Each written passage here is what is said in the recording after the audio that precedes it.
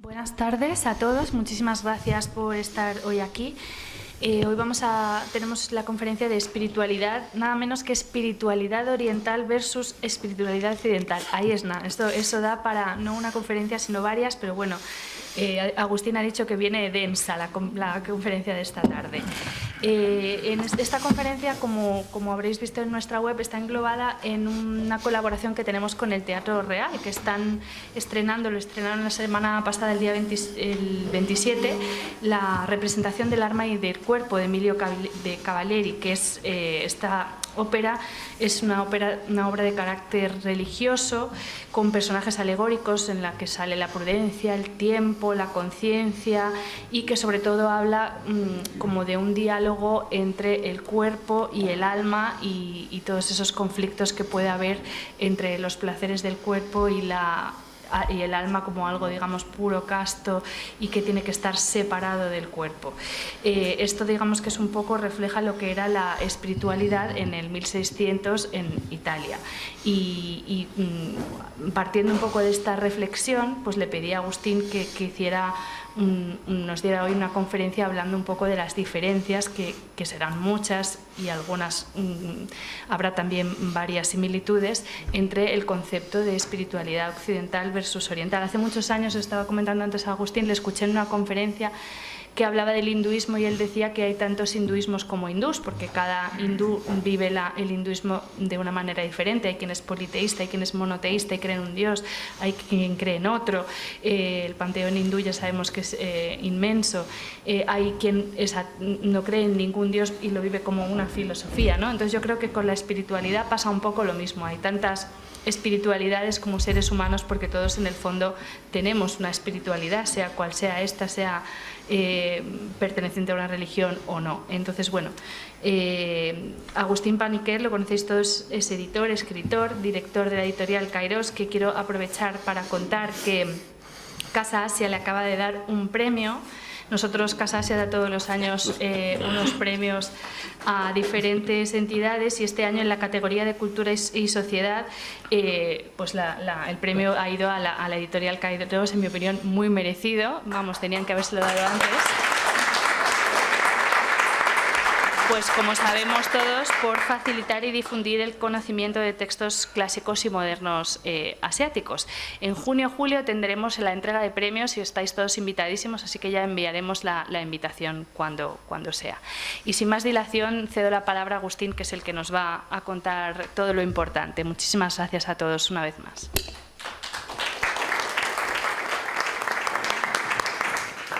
Bueno, muchísimas gracias, Carmen, por tus palabras y por acogerme una vez más. Yo me siento aquí en Casa Asia, como en mi casa, y os agradezco. Yo tuteo, no lo toméis como una falta de cortesía, pero como un intento de aproximarme. Pues os agradezco muchísimo. Es un gusto ver una sala llena para una conferencia que promete ser densa y larga, aviso. Porque, bueno, lo que me he preparado, el tema da mucho de sí. Evidentemente, como ha dicho Carmen, podríamos dar un ciclo de conferencias. Entonces yo he ido preparándome aquí un guión, ya veremos lo que sale.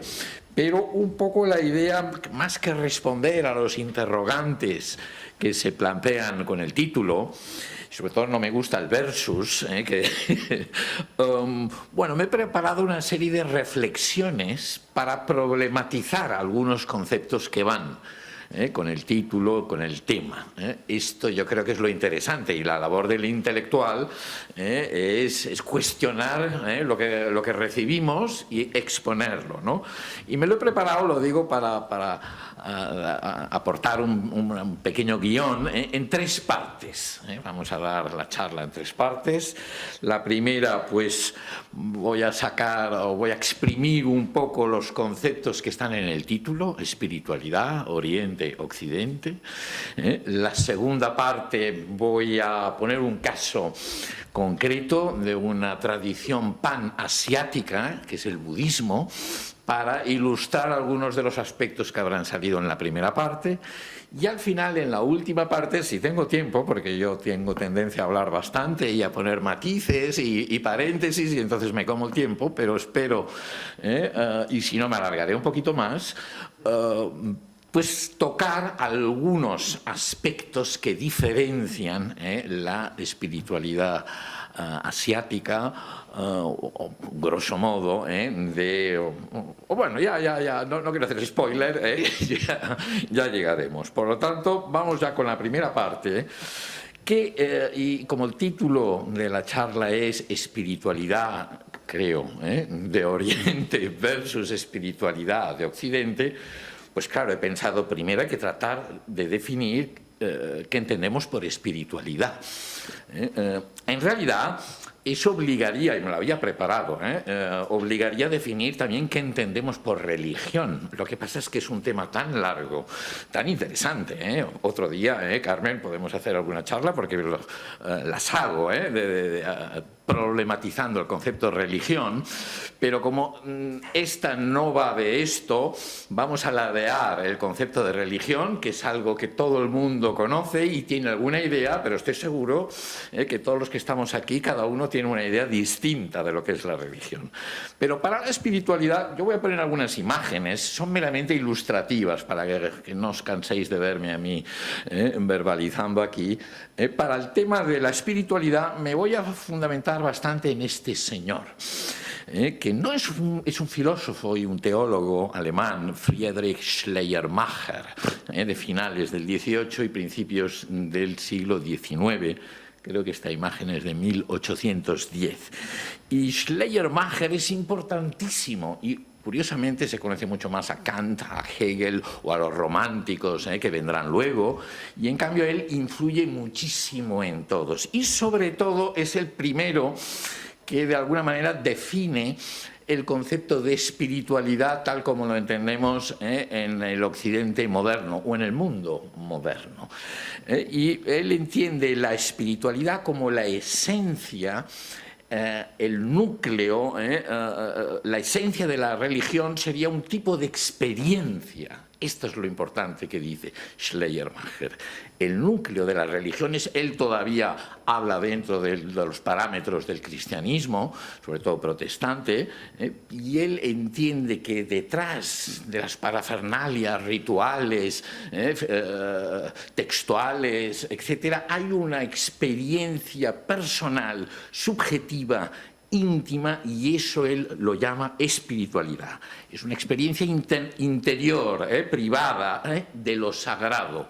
Y la diferencia de la religión, que sería lo que queda, las instituciones, el ritual público, las prácticas colectivas. Por lo tanto, empieza a diferenciarse una religión de una espiritualidad. En su caso puede hablar de espiritualidad cristiana y religión cristiana, pero entendiendo que una cosa es una experiencia privada, personal, del practicante, del creyente, y lo otro es la dimensión pública, colectiva, institucional, a veces incluso política, de la religión. Son esas prácticas.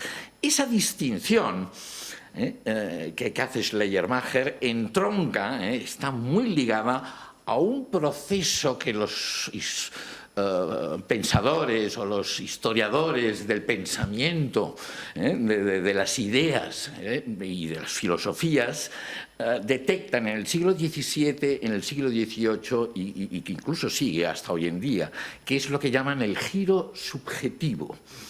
Eso empieza a arrancar muy claramente con la Reforma luterana, pero sobre todo, y está muy vinculado al mundo protestante, pero luego trasciende con creces el ámbito del protestantismo. Y ese giro subjetivo que va ligado a un cierto individualismo, con lo bueno y lo malo que tiene de ello. Y ahí se inicia el proceso de secularización. Si podemos aislar mi experiencia privada de esa colectiva, yo puedo mantener mi religiosidad al margen de las instituciones públicas, ¿no? Y tiene que ver, bueno, pues estos giros subjetivos ese individualismo, ese proceso de secularización tienen mucho que ver, son unos de los vectores importantes de eso que llamamos modernidad, sobre todo de la parte ilustrada, de la ilustración y de la modernidad. Pero como muchos sabéis, la ilustración, el vector ilustrado de la modernidad tiene su contrarréplica, que es el romanticismo. Y será el romanticismo, esa dimensión que sospecha un poco más del racionalismo, de la ciencia, incluso de la secularización y de una serie de aspectos de la modernidad ilustrada, la que mejor vehiculará esa distinción que hace Schleiermacher entre la experiencia personal de la espiritualidad de la religiosidad pública. Por lo tanto, no me voy a extender mucho más porque no es el contenido de la charla, pero hoy muchísima gente, y muchos a lo mejor de aquí, formáis parte de esta sensibilidad, sobre todo con el creciente desprestigio que han tenido muchas instituciones religiosas a lo largo del XIX, del XX y del XXI, muchísima gente hoy en día se siente espiritual y no religiosa. Dice, no, yo no quiero renunciar a mi dimensión personal, espiritual, subjetiva, a la Schleiermacher, que incluso se puede cultivar dentro de alguna tradición, dentro del cristianismo, dentro del islam, del hinduismo, de cualquier ismo, pero incluso luego tenemos mucha gente que dice, no, no, yo soy puramente aconfesional, a mí ya no me interesa el cristianismo, ni el islam, ni el hinduismo, ni nada de todo eso, y bueno, pues la cultiva de forma secular, laica, con el arte, con la acción social, con una religiosidad o espiritualidad que se compone a la carta, etc.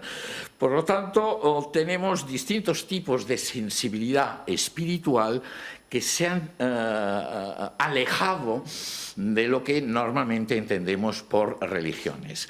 Esa aclaración, en realidad, es en el terreno de la espiritualidad, en esa experiencia subjetiva, personal, individual de lo sagrado, donde vamos a encontrar las mayores convergencias entre Oriente y Occidente. Es en ese territorio, más que en los aspectos más externos, donde incluso han habido guerras y han habido bastante tensión y conflicto.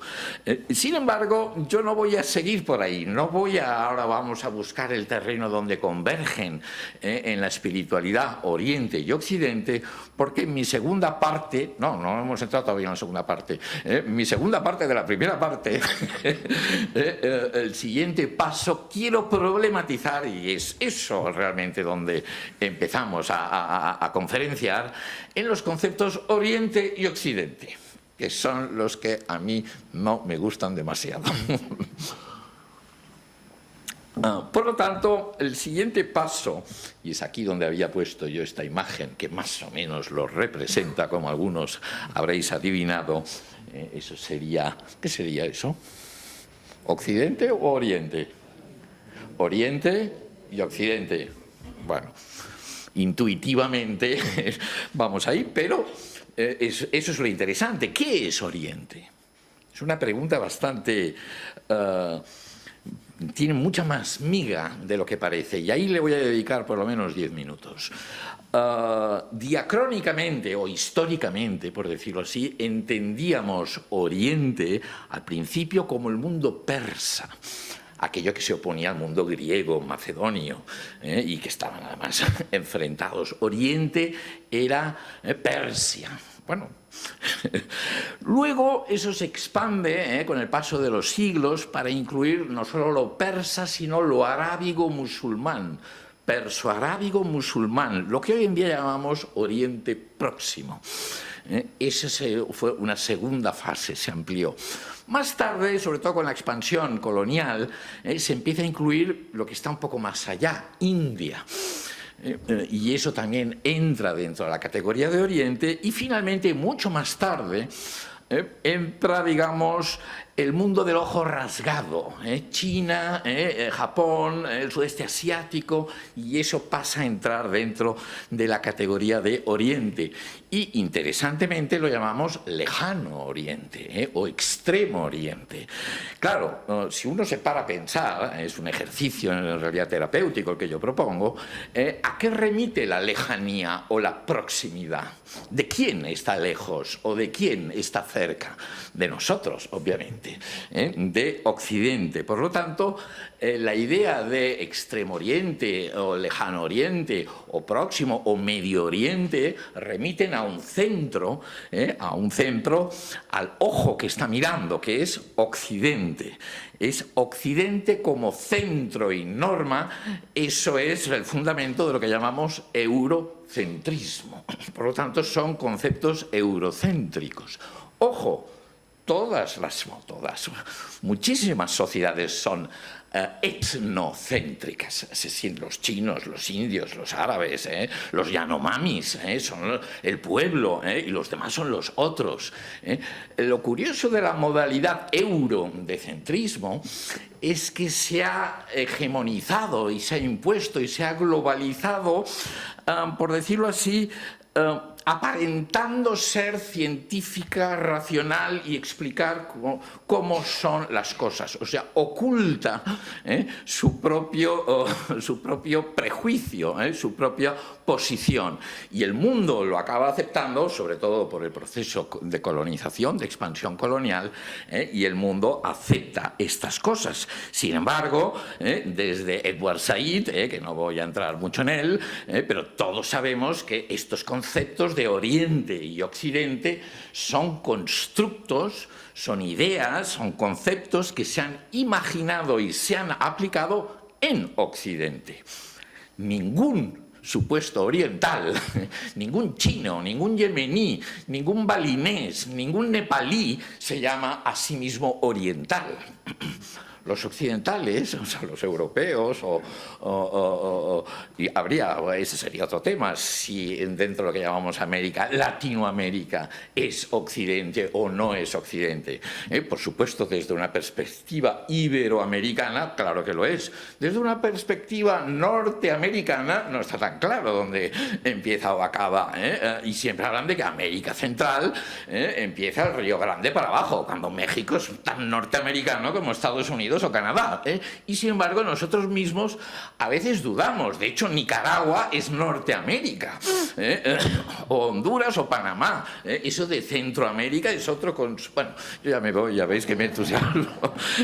La cuestión es que estos son conceptos metageográficos, no describen la realidad geográfica o física o cultural ni siquiera del planeta.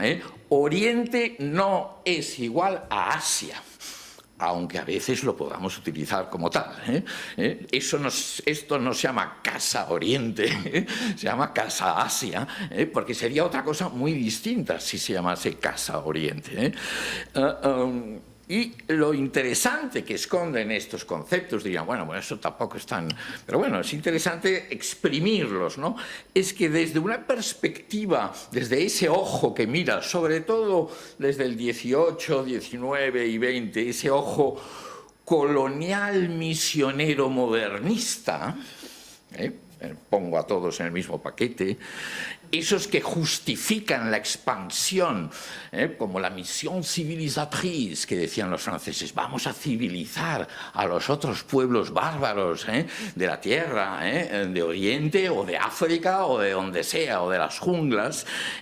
Occidente se autoimagina con una serie de atributos, con una serie de características y de esencias. Se imagina como la civilización heredera de Grecia, del mundo greco-romano cristiano, en oposición, ya nos acordamos a qué, al perso-arábigo musulmán. Ese es el otro, claramente, y parece ser que sigue siendo en ciertos aspectos.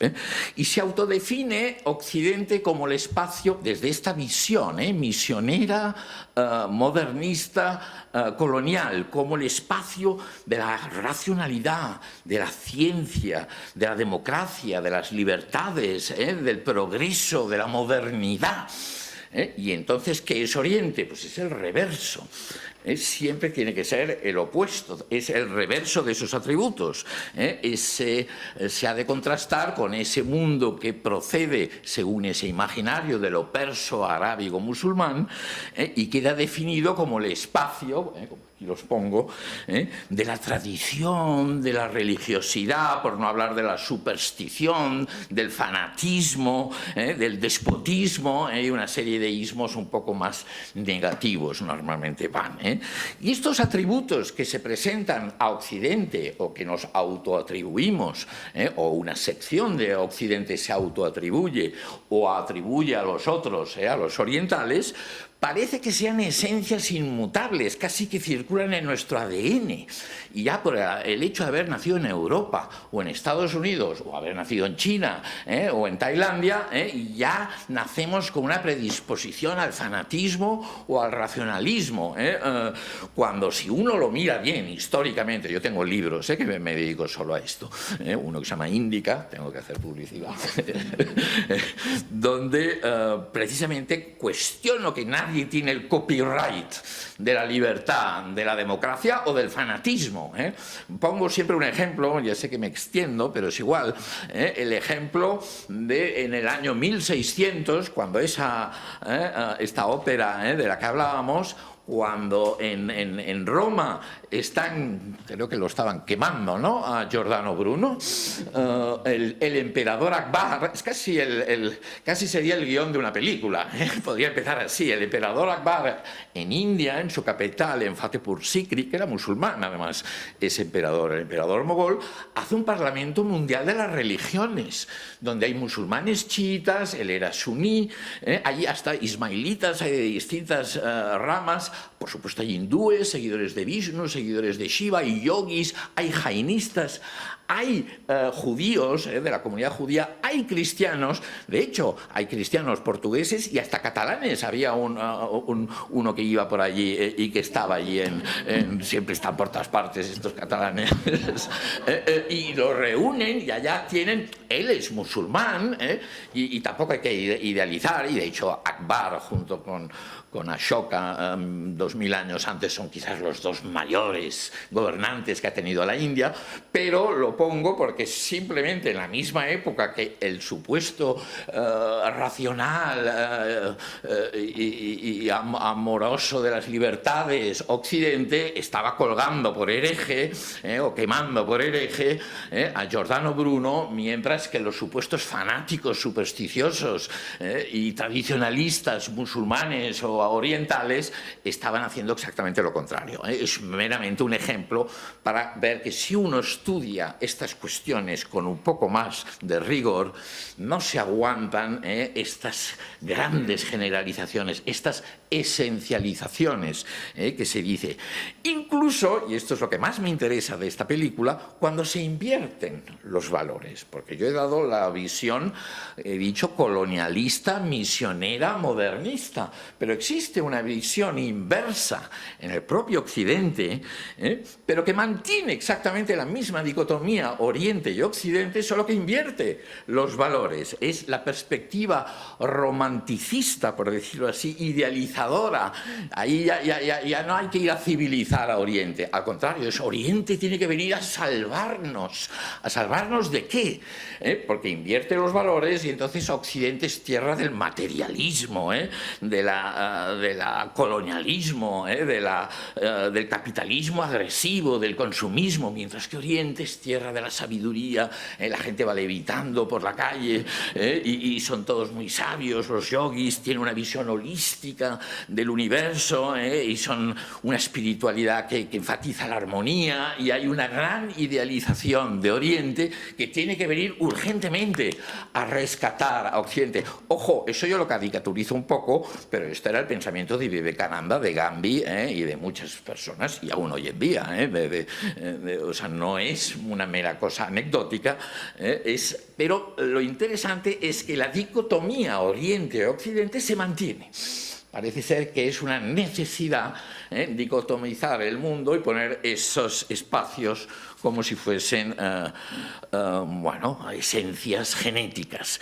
Yo, como soy híbrido, de medio, de Oriente y de Occidente, pues me cuesta o dudo un poco de estos esquemas o de estas narrativas o estos relatos tan dualistas, tan maniqueos, tan binarios, Oriente-Occidente. Lo he exagerado un poco para ilustrarlo, obviamente, ¿no?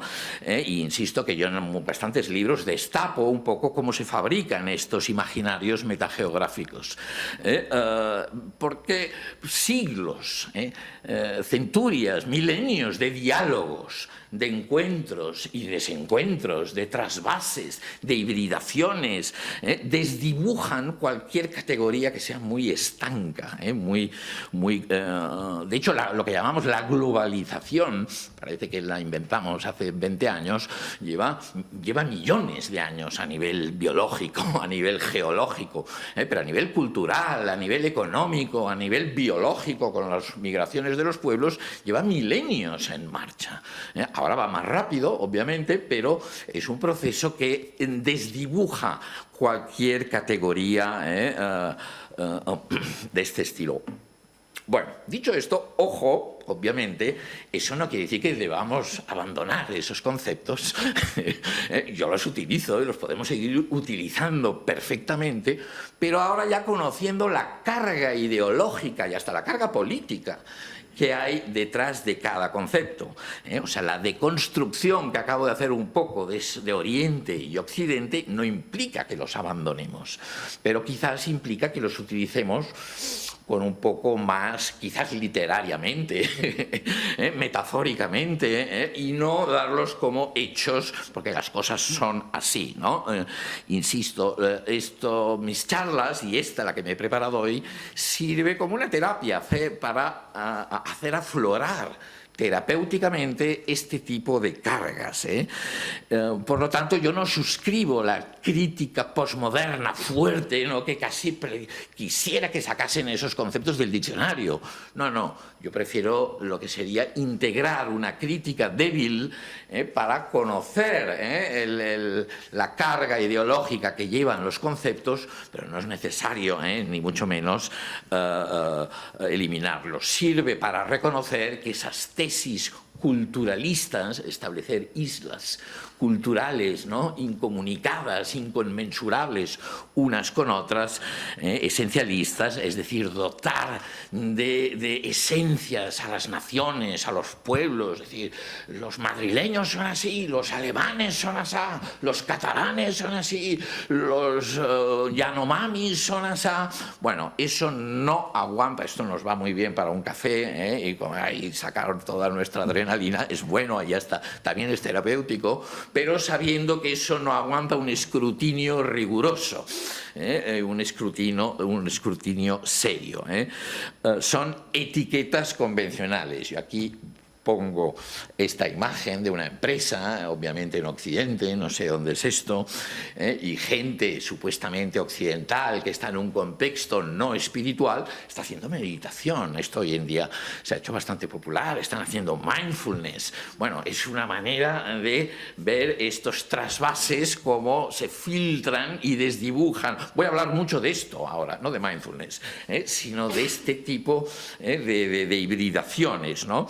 Por supuesto que existen diferencias entre Asia, Europa o lo que queramos, entre los pueblos, pero quizás menos de las que aparentan, que es, insisto, muchos siglos de contactos, de trasvases, de diálogos, de hibridaciones, al final lo que hacen es moldear de maneras distintas una común humanidad que nos une a todos los humanos, sobre todo en los últimos 200 años, que es este espacio de la modernidad, que voy a hablar mucho ahora de esto, voy a hablar más de Occidente casi que de Oriente, estas categorías quedan bastante más desdibujadas. Bueno, eso era la primera parte. En realidad es la introducción esto.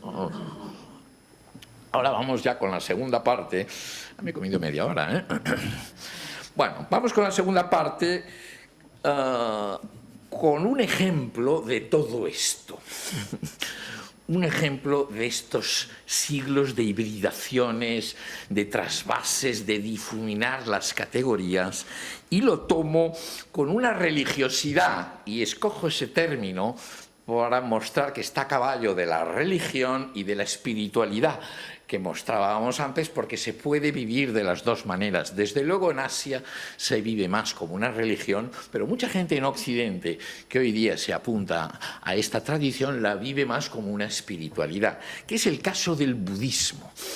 Voy a dedicar ahora, pues no lo sé, 20 minutos o media hora quizás, a hablar del budismo, y hablar de una tradición que se hibridiza, que dialoga, que se transforma cuando dialoga con los vectores de la modernidad, que casi de manera automática asociamos a Occidente, pero que no es el motivo de mi charla hoy, porque ya sería rizar el rizo.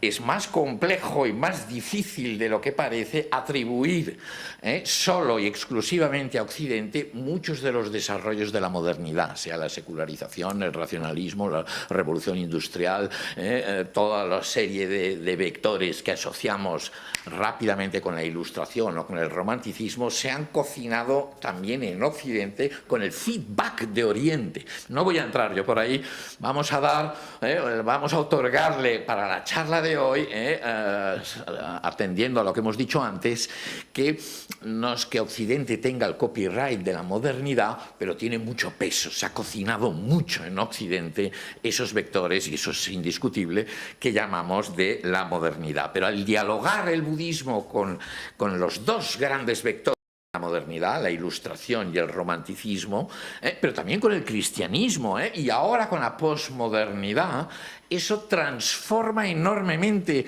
lo que entendemos por budismo, el budismo moderno. Vamos a para allí. ¿Me seguís bien? Sí, bueno. Lo que hoy entendemos, he escogido el budismo. Podría haber escogido cualquier otra tradición, hasta el cristianismo, pero como se supone que soy experto de Oriente, y el budismo es la clásica, la clara religión o espiritualidad panasiática, que la encontramos en muchos lugares, pues me va muy bien. Y además estoy dando un curso donde toco este tema, o sea que lo tengo muy, muy fresco. Lo que hoy entendemos por budismo moderno, no occidental, budismo moderno, aunque como veremos Occidente tiene mucho más peso del que incluso los asiáticos quisieran reconocer. Es un híbrido.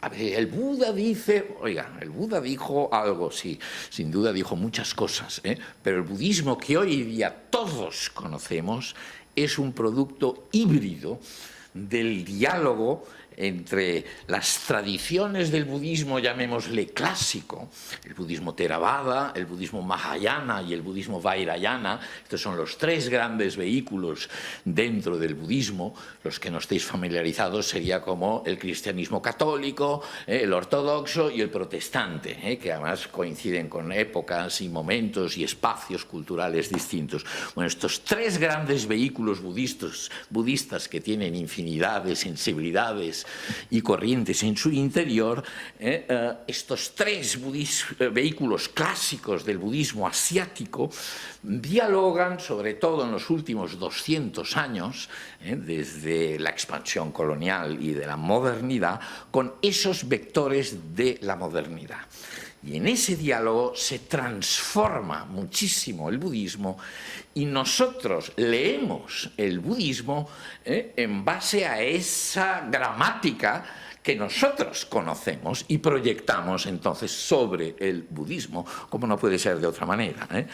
Los vectores de la modernidad, que vuelvo a repetir, en el caso de la Ilustración, por supuesto, es la ciencia, es casi lo que mejor ilustra la modernidad ilustrada, es el pensamiento racional y el racionalismo, y el pensamiento científico y el método empírico, y todo el mundo, y que va ligado a la revolución industrial y tecnológica, etc. etc. No solo el racionalismo y la ciencia, sino una serie de ideologías políticas que van con la modernidad y con la Ilustración. Normalmente casi todas van ligadas a los nacionalismos, que aunque asoman ya en el siglo XVII, es en el siglo XIX donde realmente se expanden los nacionalismos por todo el mundo y toman mucha mayor consistencia, o las tradiciones de justicia social. Y hay una serie de revoluciones o intentos de revolución en el XIX y en el XX que forman parte de estas mismas ideologías de la modernidad ilustrada, llamémosle, que procede. Lo estoy simplificando mucho, pero como decía también antes, ese vector de la modernidad, el ilustrado racionalista cientifista, tiene su propia contrarréplica en Occidente por una serie de grupos que no están del todo satisfechos con esta visión materialista, chata, newtoniana, cartesiana, utilitaria, y ese es todo el movimiento del romanticismo, que tiene una gran expresión pues, en el arte, evidentemente, en la música, en la pintura, en la poesía, y sobre todo hay una gran revalorización ¿de qué? De la espiritualidad que hablábamos al principio, a la Schleiermacher. Realmente reivindican los románticos. Y hay que tener muy en cuenta que es esa corriente muy poderosa en Occidente y que contrapesa siempre esa otra vertiente más racionalista, luego transmigra a finales del siglo XIX con los trascendentalistas norteamericanos, con el ocultismo de finales del siglo XIX, la teosofía, toda una serie de movimientos, y en el siglo XX sigue a nivel más subterráneo toda una serie de corrientes que reivindican esta espiritualidad y que luego en los años 60 eclosionan con la contracultura, con los hippies, con toda una serie de movimientos, y mucho más tarde con las nuevas espiritualidades, la New Age, toda una serie de movimientos no dirigidos por nadie, pero que vehiculan este mismo sentimiento de que sí, muy bien la modernidad con sus cientifismos, ideologías y racionalismos sirve para muchas cosas, pero solo es la mitad de la película. Hay otra mitad que solo nos la puede explicar una dimensión más creativa, más espiritual, etc. El budismo tiene que dialogar con esos dos vectores y con el cristianismo, porque va en el mismo paquete de la expansión colonial y de la expansión de muchas de estas ideas. A veces incluso son vehiculadas por misioneros, y luego más tarde, esto ya es en el siglo XX, finales del siglo XX, y en la actualidad el budismo, como cualquier ismo, insisto, esto podría estar diciendo lo mismo con el cristianismo, con el islam, con el hinduismo, con la religión de los Yanomamis, con cualquiera, tiene que dialogar hoy en día con el pluralismo, con el feminismo, con otra serie de vectores, llamémosle más posmodernos, ¿no?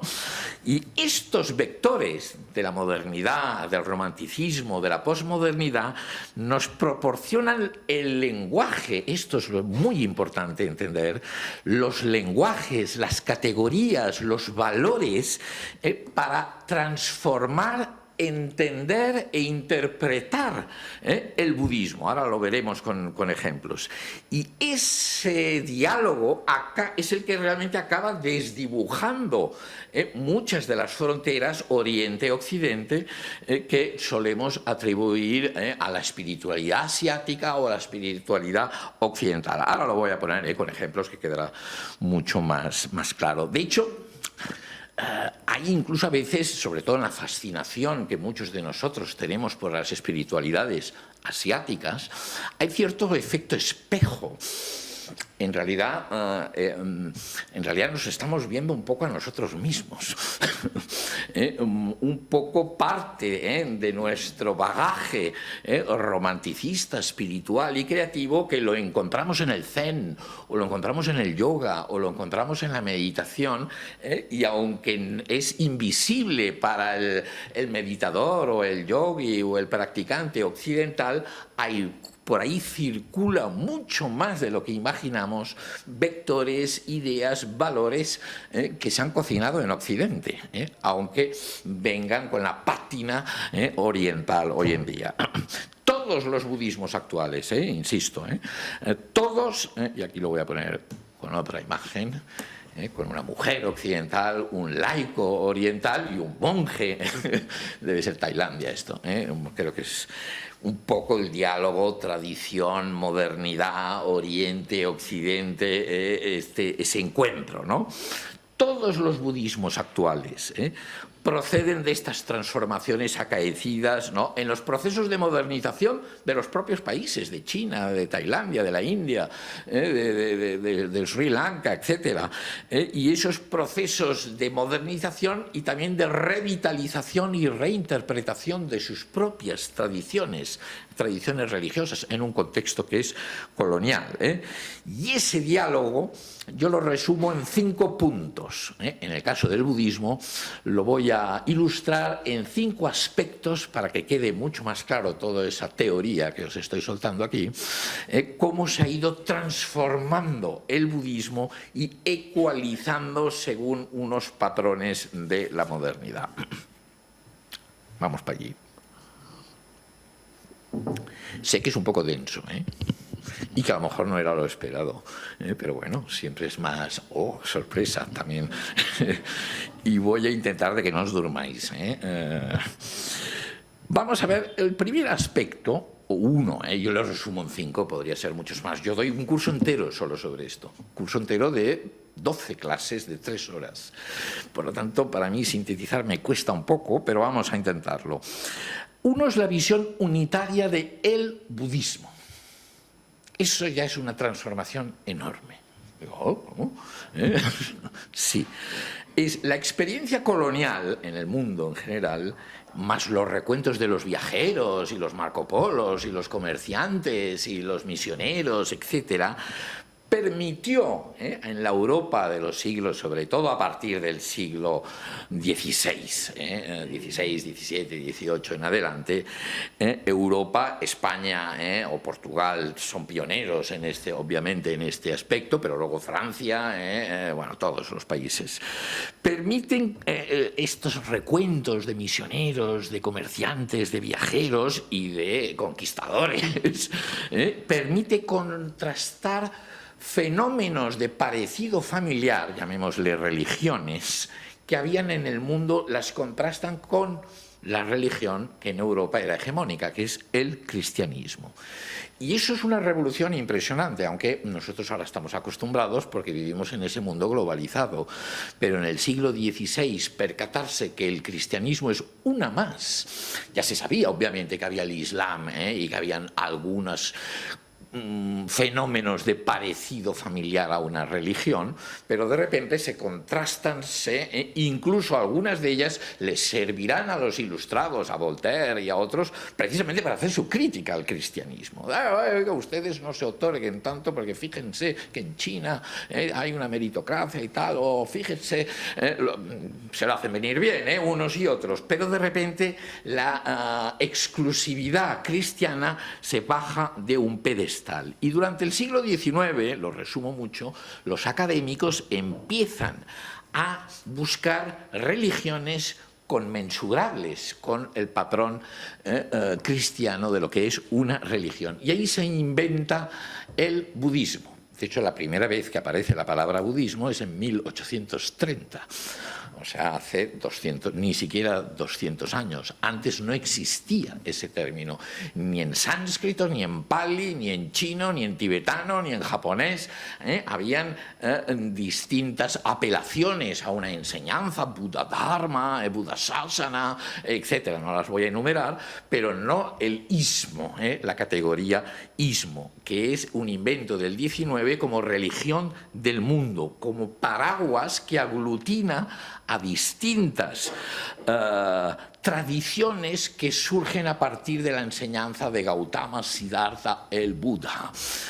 Pero, para que hagamos una idea, en el siglo XIX una persona de Sri Lanka no reconocería como budista a un coreano, y aunque los dos dirían que son seguidores del Buda, pero si contrastaran, ni tenían ni interés en decir, sí, somos, de repente vienen una gente de fuera y nos dicen que seguimos la misma religión.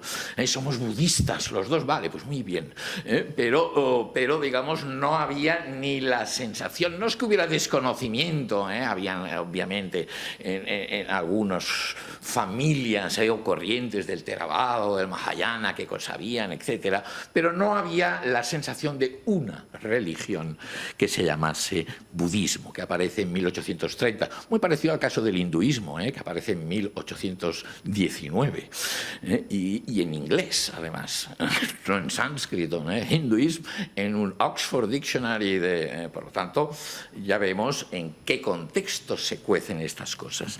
Y cuando los académicos occidentales representan el budismo como una única religión y una religión del mundo y universal, lo hacen en términos o en paridad con, obviamente, el cristianismo, con aquello que se supone que tienen y son las religiones.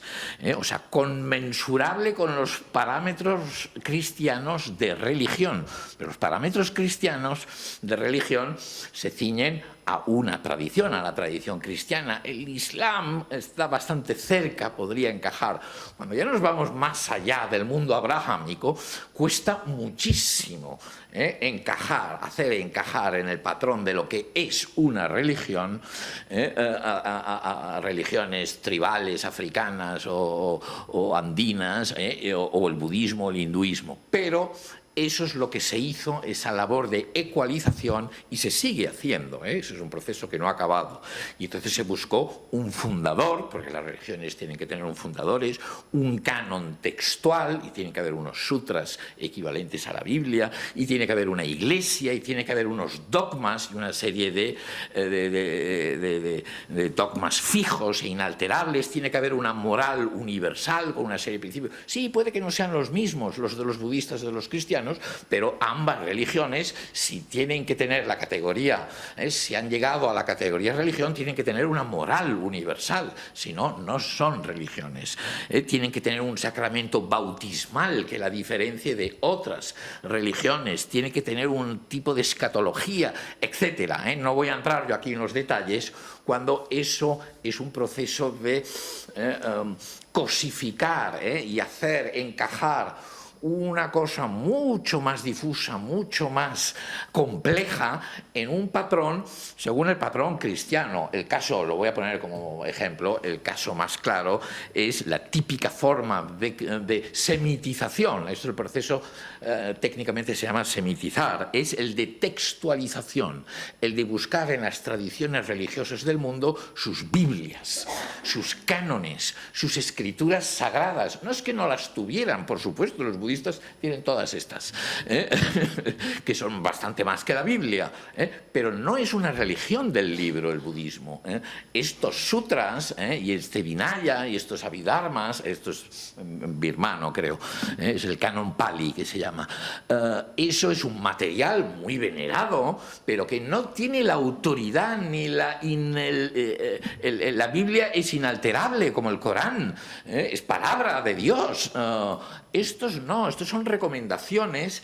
Al cosificarlos, petrificarlos como un texto dogmático inalterable, se está haciendo un proceso de semitización, cuando el budismo no es una religión del libro. Esta tendencia unitaria, universalista, se mantiene hoy.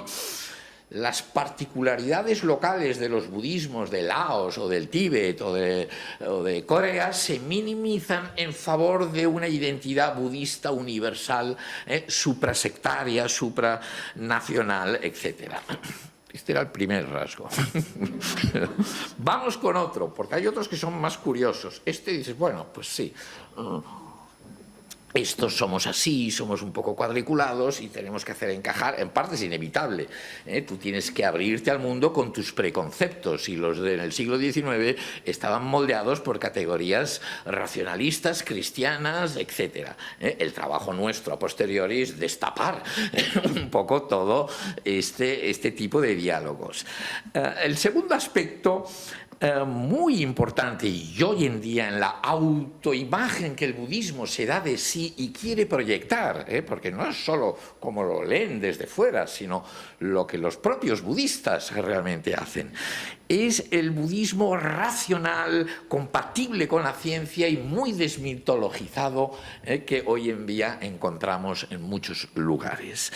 Es una estrategia típica del modernismo budista, o neobudismo podríamos llamar, que es la reformulación de la propia tradición de los asiáticos en el siglo XIX al contacto con la modernidad.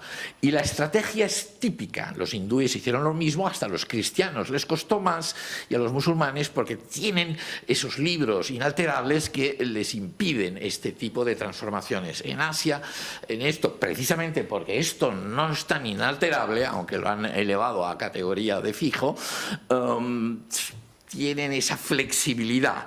La estrategia es cuanto más se parezca el mensaje del Buda o del budismo a los valores de la modernidad, a los valores modernos del siglo XIX, mejor resistirá la crítica misionera colonial de los amos coloniales, obviamente, y de los administradores coloniales. Un momento estelar de esto es el famosísimo Parlamento de las Religiones de Chicago de 1893, que es cuando Occidente, en realidad sobre todo es Estados Unidos, conoce por primera vez al hinduismo y al budismo. Aquí están en la segunda fila, bueno, ahí está Vivekananda, que es el primero en exponer el hinduismo a una audiencia culta norteamericana.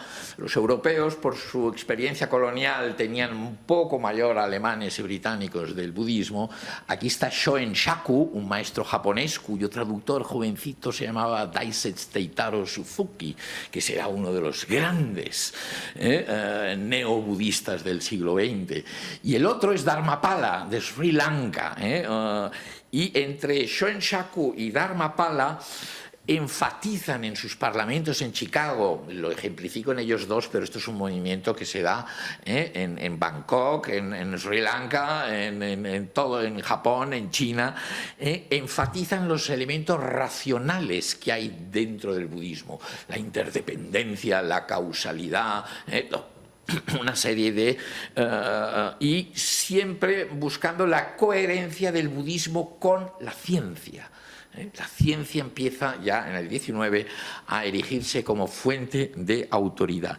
Y muy importante en ese mismo movimiento de un budismo racional, un budismo un poco protestante. Un poco de orientación mundana, no aquello tan ultramundano, el nirvana y renuncia y los monjes, sino algo más cercano, de orientación más mundana, cuyo objetivo es la salvación individual. Esto es protestantismo puro. Y eso, de hecho, los expertos le llaman el budismo protestante, sobre todo en la isla de Sri Lanka. También protestan ante la injerencia de los misioneros. O sea, es ambigua esta apelación. Y en cambio, enfatizan esos aspectos y empiezan a devaluar pues, su cosmología tradicional, que habla de los infiernos y de los cielos y los seres infernales y el karma y el renacimiento. Esto siempre... cuidado, no se enfatiza mucho, y sobre todo el aspecto ritual, que en Asia es fundamental, como en cualquier religión del mundo, eso queda ladeado. La imagen que se ofrece del budismo, no, es un camino racional a través de la meditación, de liberación personal. Esa es la mejor manera de combatir el cliché misionero colonial de que el budismo era nihilista, ateísta, ritualista, supersticioso. Lo dejaban hecho polvo en el siglo XVIII y el XIX, y Shakya, que es Shakyamuni, ¿no? Era una especie de monstruo que solo habla de la nada y del nirvana, y no entendían nada, obviamente, pero hacen una crítica furibunda. Bueno, pues la mejor defensa es darle la vuelta, incluso diciendo, no, no, si nosotros somos más compatibles con la ciencia que ustedes, a los misioneros. Porque, bueno, han despojado aquellos elementos que mejor encajan. El mensaje todavía hoy en día, en el siglo XXI, es que el budismo es compatible con la ciencia. Y de hecho hoy en día hay grandes encuentros, sobre todo entre neurociencias y física, con meditadores, y hay estudios muy interesantes. Sin embargo, eso es un paréntesis, yo me estoy enrollando como una... Esto es muy peligroso, es decir, la autoridad deja de ser la palabra del Buda, y pasa a ser la autoridad epistémica de la ciencia. Si es la ciencia que tiene que venir a corroborar que la meditación es válida. Eso es un cambio, un profundo cambio, que no voy a entrar por allí, pero que le está ocurriendo a muchos, no solo al budismo, a muchos ismos y a muchas cosas que necesita del aval epistémico de la ciencia. Un tercer, vamos a intentar ir un poco más rápido, un tercer rasgo del budismo moderno importantísimo es la psicologización del budismo.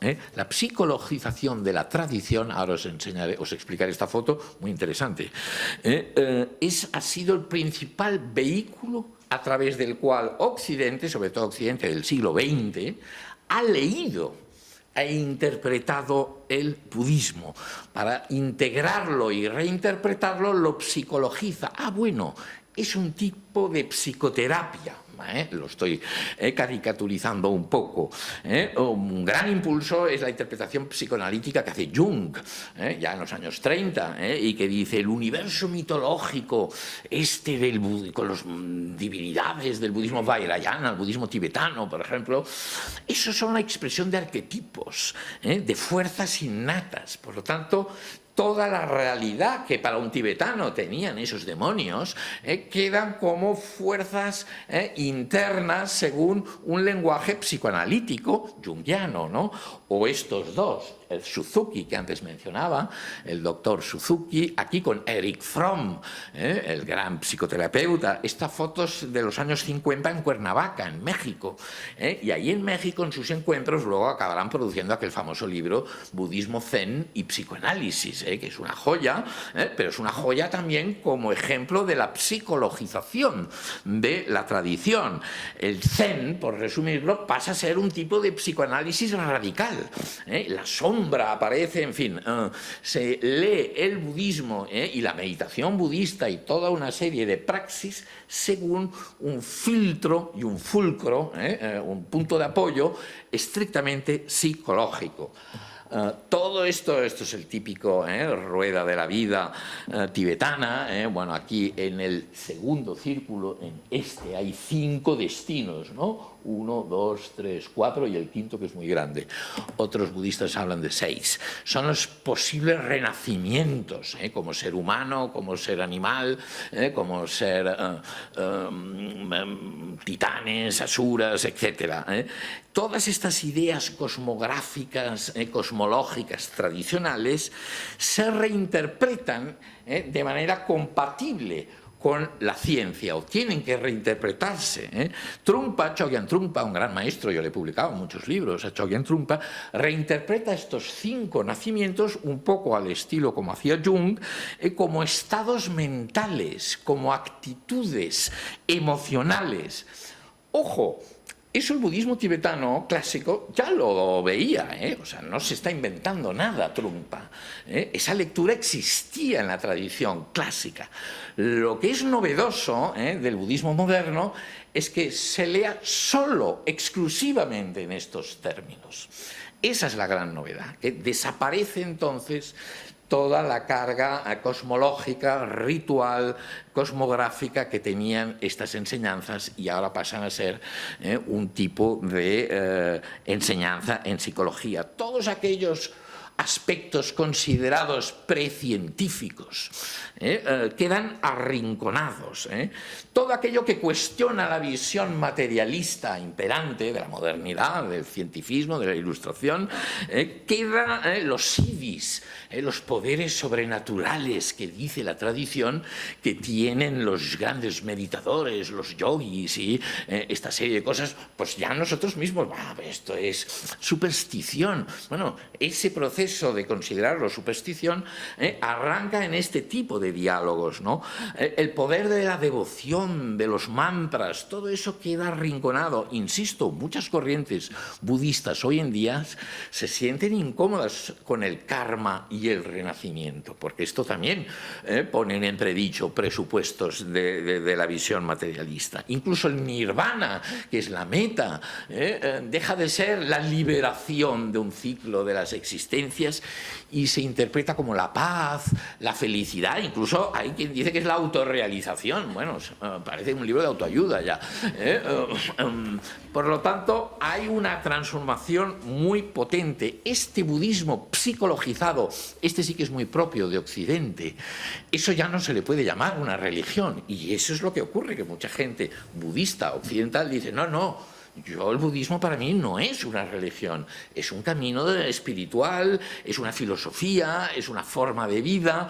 ¿Por qué? Porque solo ha tomado esos aspectos, lo ha filtrado, por decirlo así, y pasa a ser un camino de autoconocimiento, etcétera. Otro aspecto, el cuarto, eran 5, estoy casi acabando ya, acabando la segunda parte, luego la tercera ya iremos más rápidos. El cuarto, muy importante, y este puede sorprender a más de uno o una aquí en la sala, que es la imagen del budismo como una tradición centrada en la meditación.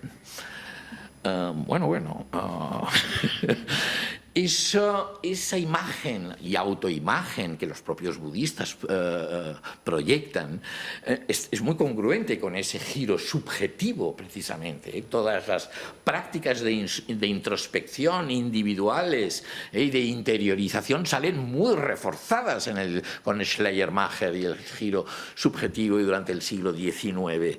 Y va ligado con la privatización un poco a la protestante y con el individualismo y con la pérdida de autoridad de las instituciones públicas. Y entonces, para mucha gente, bueno, vamos a quedarnos con la esencia.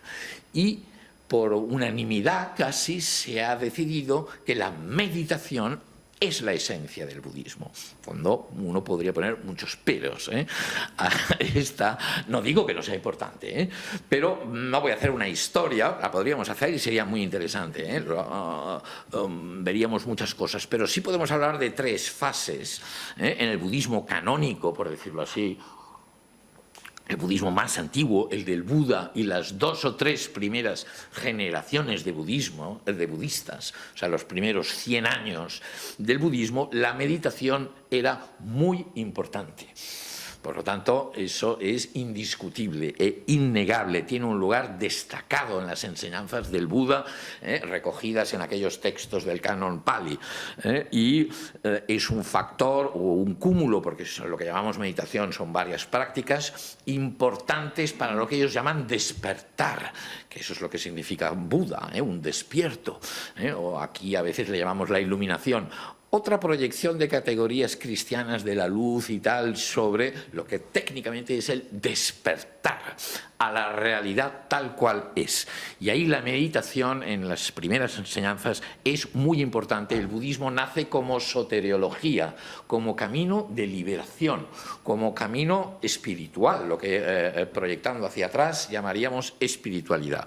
Por lo tanto, no es ningún invento ni nada gratuito decir que la meditación es algo muy importante dentro del budismo. Lo que ocurre es que ya las siguientes generaciones, desde Ashoka, por decirlo así, que es el gran emperador que promueve el budismo, que es del siglo -3, o sea, poco después, hasta el siglo XIX, o sea, durante 2000 años siguientes, la meditación ya deja de ocupar un lugar importante entre los budistas del mundo. Y eso, aunque a mis amigos budistas no les gusta que yo lo diga, esto es así. Y uno solo tiene que mirar estudiar la historia para ver que pasa a un segundo plano. No que desaparezca, ni muchísimo menos, pero solo es una minoría estrictamente de monjes y algunas monjas, pero solo unas minorías de monjes que se retiran a cuevas en el Tíbet o en la selva en Tailandia y Birmania o Sri Lanka, o se van a la cima de una montaña en China, pero son casi linajes especializados en la meditación. El grueso, el gran grueso de los monjes y monjas budistas, y por supuesto ni un solo laico meditaba, ni tenía por qué meditar, no entraba dentro de las enseñanzas para los laicos, porque nace como la vía para la liberación de este mundo, por lo tanto nace como enseñanza para monjes y monjas, no para los seguidores laicos que sostienen. Se consideraba una práctica demasiado difícil que requería la renuncia, el abandono, la solitud, etc. Y desde luego ningún laico la practicaba y muy pocos monjes. Sí que se mantuvieron, gracias a Dios, una serie de linajes, una serie de corrientes en Sri Lanka, en Tailandia, en Birmania, en China y en el Tíbet y en Japón, que han permitido que las formas tradicionales de meditación se mantuvieran vivas. No digo que desapareciera. Sin embargo, no era tan central como pensamos nosotros hoy en día, o como proyectamos hacia atrás. Y de hecho, no quiero desmitificar demasiado, pero un poco a veces conviene, estaba muy ligado a la adquisición de mérito, de buen karma, por decirlo así, de karma auspicioso para renacimientos mejores en el futuro, como tienen siempre esta idea. Bueno, pues la liberación no nos tiene que estresar, hay muchas vidas para alcanzarla, pero cuanto más podamos ir enfocando, mejor, ¿no? Por lo tanto, está muy ligada a la adquisición de mérito o de siddhis, o para que los laicos fueran a venerar a los monjes meditadores que se supone que han adquirido gran poder gracias a la meditación, y ellos, al donar a seres tan meritorios, acumulan ellos el mérito kármico. El donante agradece al donado haberle traspasado ese mérito kármico con el cual el propio laico también va a avanzar en su senda de progresión. Por lo tanto, la meditación está muy ligada a una serie de factores antropológicos que no voy a entrar yo aquí, o no voy a entrar más de lo que acabo de esbozar, que no tienen tanto que ver con la idea que nosotros pensamos. Incluso cuando nos vamos a una de las tradiciones más meditativas de las que han existido, que es el Zen japonés. De hecho, Zen viene de Chan, que es la China, que viene de Dhyana, que es la sánscrita y que significa meditación. Esto es una coreografía. Este monje y el otro con el bastón es una práctica ritual, no medita para alcanzar nada, recrea lo que los budas hacen. De hecho, además el Zen sería totalmente incongruente con su propia enseñanza de decir que uno medita para alcanzar la liberación o el nirvana, porque uno ya está nirvanado. Por lo tanto, se ha de desvelar. La meditación es una práctica ritual, extremadamente coreografiada y que sigue unos patrones muy precisos, incluso en el Zen. Por lo tanto, cuando llegamos al budismo moderno, que es el que nos interesa, y hoy vemos que se ha convertido en el eje incluso para muchos budistas o para mucha gente no budista de Occidente, budismo igual a meditación. Y de hecho es una praxis muy, muy popular entre los laicos hoy en día. No puedo entrar yo aquí a describir lo que ha pasado a finales del siglo XIX y durante todo el siglo XX. Es interesantísimo este desarrollo, cómo los monjes sacan la meditación de los monasterios y la llevan a los laicos y abren centros de meditación, en parte presionados por los misioneros cristianos, no porque hicieran lo mismo, pero los budistas dicen, como no hagamos algo con nosotros, esta gente están aquí muy agresivamente, convirtiendo gente. Como pierden el apoyo del reino, decía que no lo iba a decir, ya lo estoy contando, como pierden el apoyo de los monarcas que financiaban a las órdenes budistas y a los monasterios. ¿Por qué? Porque han sido colonizados por los británicos o por los franceses, pues son los propios monjes que dicen nos tenemos que autoorganizar, y hacen una lectura modernista diciendo no, los laicos también se pueden liberar. Casi esto es una revolución y vamos a llevar una praxis que era estrictamente monástica a los laicos. No es en Occidente que se abren los centros de meditación, es en Birmania y en Tailandia, sobre todo en estos dos países, y luego en China, en Japón, y luego pasará a Sri Lanka, y es allí donde en los años 60 y en los años 70 irán los occidentales a aprender una meditación que ya ha salido del monasterio, que ya se ha adaptado a la idiosincrasia de la modernidad y que la llevan a Occidente, donde gana enorme popularidad. Y como la pizza napolitana salió de Italia, que era una coca que apenas nadie conocía en Italia, y que alcanzó notoriedad en Nueva York y en Buenos Aires, y vuelve a Italia como el plato nacional, ¿no? Y los italianos muy orgullosos de su pizza, por supuesto. Pues con la meditación o el yoga, no voy a entrar en ese tema, pasa un poco lo mismo. Es el reconocimiento fuera que la devuelve también a su origen y le, en efecto feedback, le da todavía más prestigio, ¿no? Y aquí os pongo unos... Esto es en Estados Unidos. Es un budismo, es un nuevo movimiento religioso de origen coreano, el budismo Won. Esto es en el 2023, esta foto.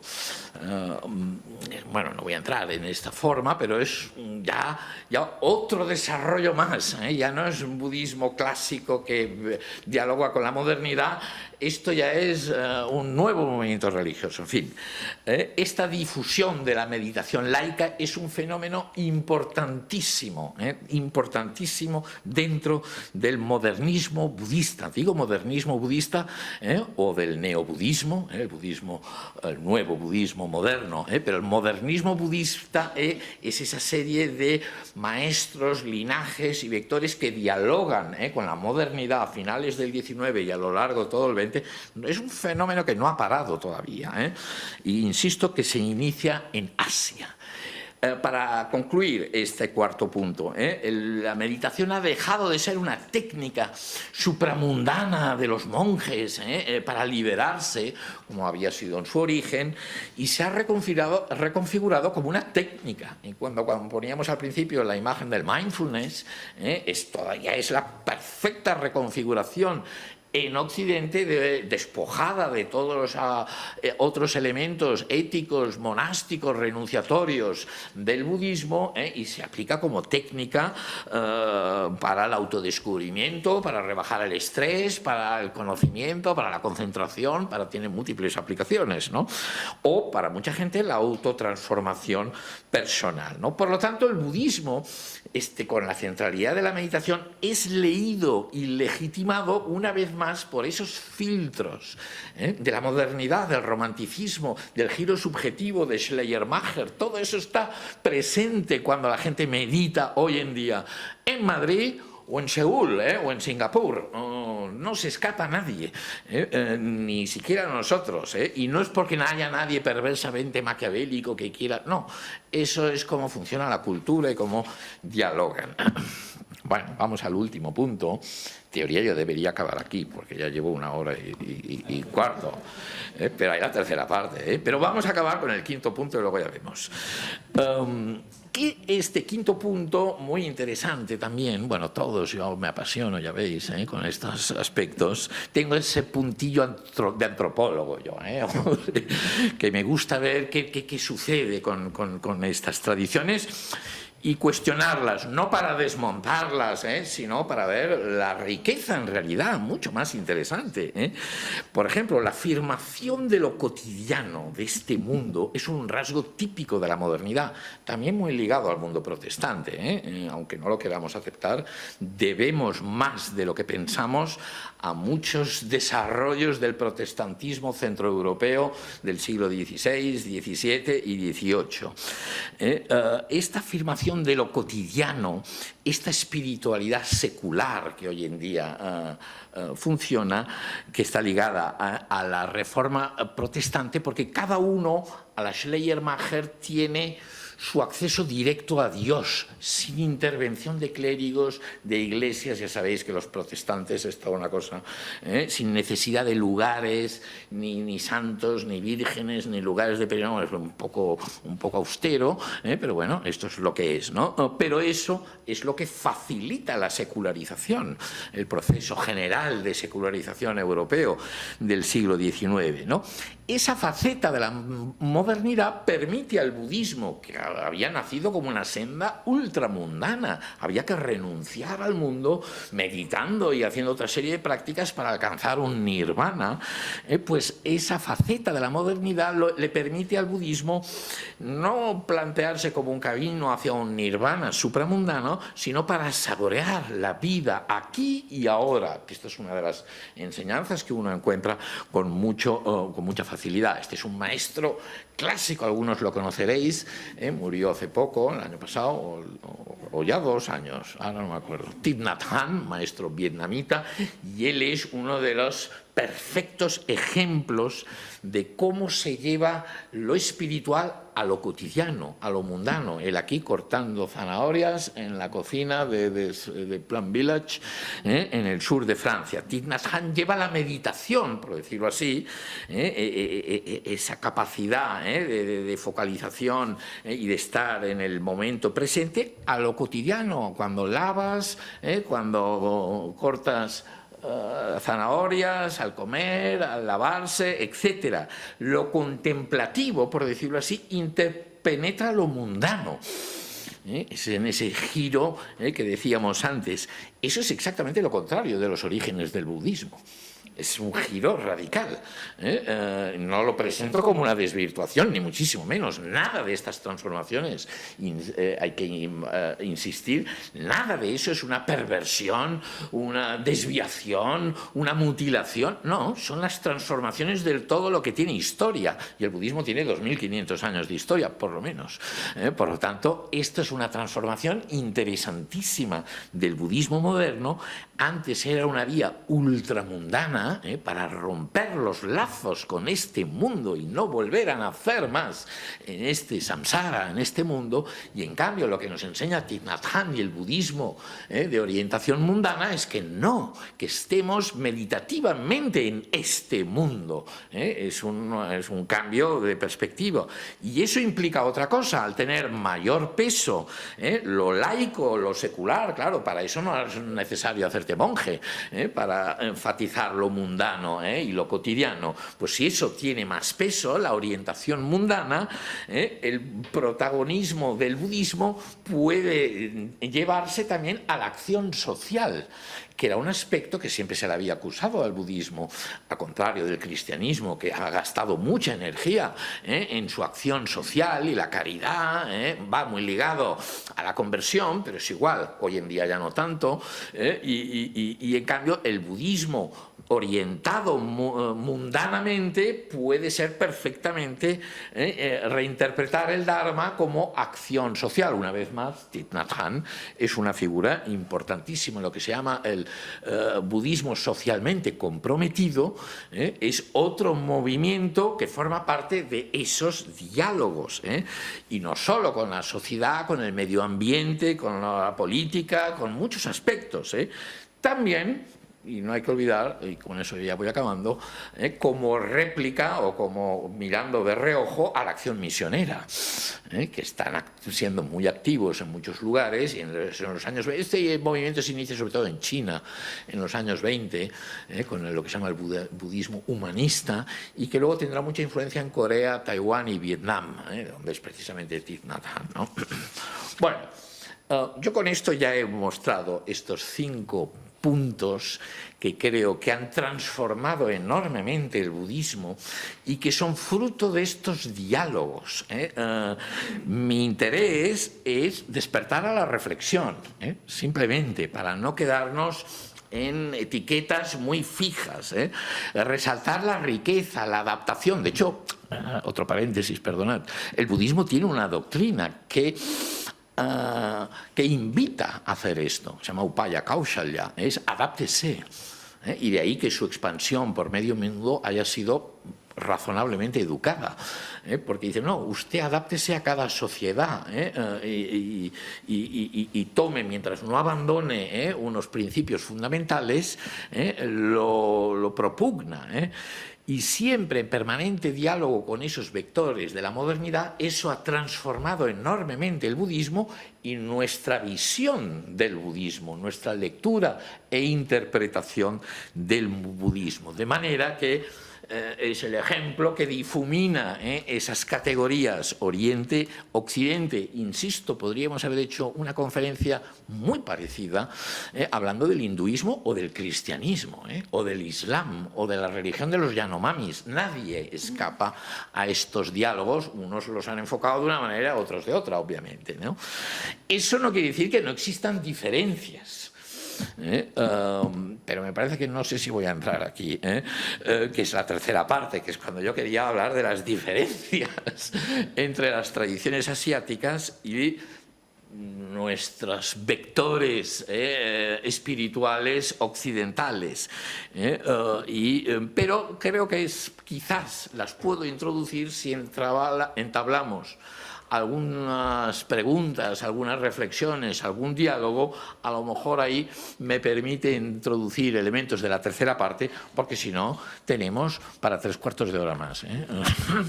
Bueno, no, en realidad no es mucho más, pero ¿qué te parece, Carmen? Si entramos, porque ya llevamos 1h20, recomiendan que las conferencias no pasen de 45 minutos, porque la gente pierde la atención. Yo no sé si ha ocurrido esto aquí. Pero lo que sí, si hay alguna pregunta, y yo a lo mejor hábilmente puedo introducir algunas de las diferencias que yo sí tenía preparadas, no para remarcar una divisoria Oriente-Occidente, espero que haya quedado bien claro, pero obviamente el que se hayan ecualizado las tradiciones espirituales y religiosas del mundo no quiere decir que no hayan fundamentos, presupuestos y valores que puedan ser diferentes. Faltaría menos, ¿no? Porque si no, estaríamos todos hablando la misma lengua, pensando lo mismo, pero sí me ha interesado difuminar un poco esas diferencias tan grandes, ¿no? Allí había una. Buenas tardes.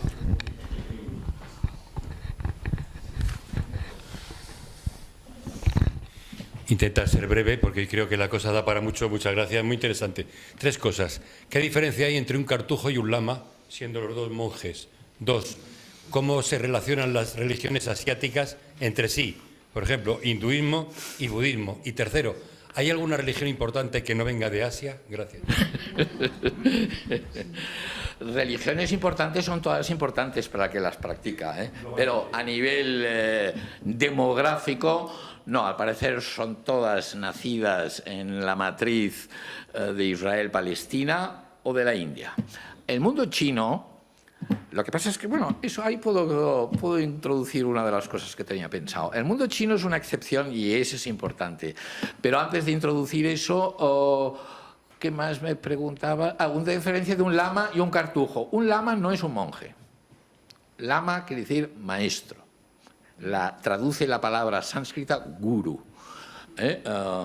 Y muchos lamas, maestros, no es tibetano, por lo tanto normalmente se aplica a alguien de la tradición tibetana, pueden no ser monjes. Por deferencia se suele aplicar bastante comúnmente a los monjes, pero no es un monje. Yo tengo mucho escrito sobre el nacimiento del monaquismo en India, cuya primera tradición que lo establece es el jainismo, una religión muy poco conocida, pero que yo tengo en gran estima, muy parecida y contemporánea al budismo, que es un poquito más tardío el budismo, y por ponerlo de manera simpática, ya me entendéis que no es así, el budismo le plagia bastantes cosas. En su origen no hay que poner fronteras religiosas, son expresiones de la matriz espiritual índica, que muchos siglos más tarde llamaremos jainismo, budismo, yoga, hinduismo, y le pondremos los ismos, y en el 19 y el 20 ya con los filtros modernos, ¿no?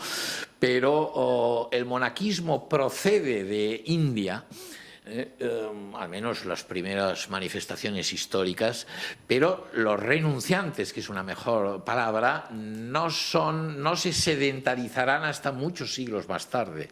El monje, el bhikkhu, el bhikshu, o el sadhu, jaina o hindú, es un peregrino. Está siempre peregrinando, solo está 4 días caminando, luego va a una ciudad, está 2 noches, los laicos le dan de dormir, luego pasa y se pasa toda su vida caminando. Solo en la estación de lluvias, en los monzones, se sedentarizan 3 o 4 meses porque los caminos se tornan intransitables, y entonces es en ese periodo que hay más interacción con los laicos, donde se empezarán a construir pequeños refugios que con el paso de los siglos devendrán monasterios. Los budistas serán, como se inicia como soteriología, se exige renunciar al mundo, por lo tanto se dedican a la cuestión. No voy a entrar ahora en cómo estas ideas, estos valores, esas prácticas llegan al Próximo Oriente, que lo vamos a poner entre comillas, seguramente vía los maniqueos, vía el maniqueísmo, más que directamente por monjes budistas. Y eso influirá en los padres del desierto y en los primeros monjes cristianos en el siglo III en Egipto, y que luego se expandirán, y luego el cristianismo ha sido una tradición con una larga comunidad monástica. Mientras, ¿qué más me has preguntado? Sí, las relaciones, esto entraríamos entre las religiones de hinduismo, budismo, las relaciones políticas que se odian, se temen, se respetan. Depende de la época. Ahora se quieren mucho. El chauvinismo hindú ahora quiere apropiarse del Buda porque tiene mucho prestigio, y durante siglos lo odiaban. El ala socialista o socialdemócrata de la India siempre le gustó el budismo. Nehru, Indira Gandhi montaron la República de la India según los emblemas de Ashoka, muy inspirado en el budismo, pero luego hay otras épocas que no, se fastidian entre ellos, y para pervertir el mensaje del Buda dicen es un avatar de Vishnu que explica mentiras y falsedades para que vengan los maestros y digan no, esto es falso, esto es así, esto en algunas corrientes. Por lo tanto, sin embargo, como no hay iglesia hindú, no hay iglesia budista, de hecho el budismo, esto ya es otra conferencia, ¿por qué desaparece de India? Porque se va desintegrando a lo largo de los siglos VIII, IX, X, salvo en algunos monasterios. A la gente no habría gran distinción en hacer el culto a un Buda, a un Bodhisattva, de a Vishnu, a Shiva o a la diosa. Es más, para los monarcas, que son, a los budistas hay que pagarles todo, son improductivos, los monarcas les sería mucho más barato construir un pequeño templito a Shiva que protege el reino, lo mismo que el Buda, que no construir un gran monasterio para 1000 monjes que están allá estudiando y cultivando, y gracias, menos mal, pero que es improductivo y por lo tanto va perdiendo hegemonía en el sentido estricto. Luego Shankara, a nivel filosófico, también hay una serie de apropiaciones astutas a nivel del culto, a nivel de muchos aspectos, y el budismo, que durante sus primeros 1000 años es una religión india hasta la médula, va perdiendo fuerza en la tierra que lo ve nacer. Afortunadamente se había expandido ya por medio Asia, ¿no? Y ya estaba en China y en Sudeste Asiático y en otros lugares donde se darán los grandes desarrollos posteriores del budismo, ¿no? Y en India solo quedarán al final, cuando los tibetanos van en el siglo XII, un pobre monje que están obsesionados en clonar el budismo indio al Tíbet. Hasta el alfabeto tibetano está estructurado para poder traducir a la perfección el sánscrito, y ya ve que hay a los últimos monasterios, la leyenda, bueno, no, un poco el cliché dice, los decapitaron los invasores musulmanes del siglo XII. Eso es totalmente prejuicioso y mal enfocado. Sí, que a lo mejor hubo un sultán que al final se cargó a 4 monjes, pero aquello ya estaba en absoluta decadencia, y no por fanatismo contra los ateos budistas, sino porque se habían perdido toda la legitimidad. Los invasores, que no son musulmanes, porque hay que llamarles musulmanes, hay que llamarles centroasiáticos, persas, afganos, de donde fueran, es como los conquistadores españoles, no les llaman cristianos, aunque el cristianismo fuese un factor importante de la colonización. En India los centroasiáticos no fueron muy amables, como suelen ser, los conocemos, porque vienen de Afganistán y siguen manteniendo sus tradiciones guerreras.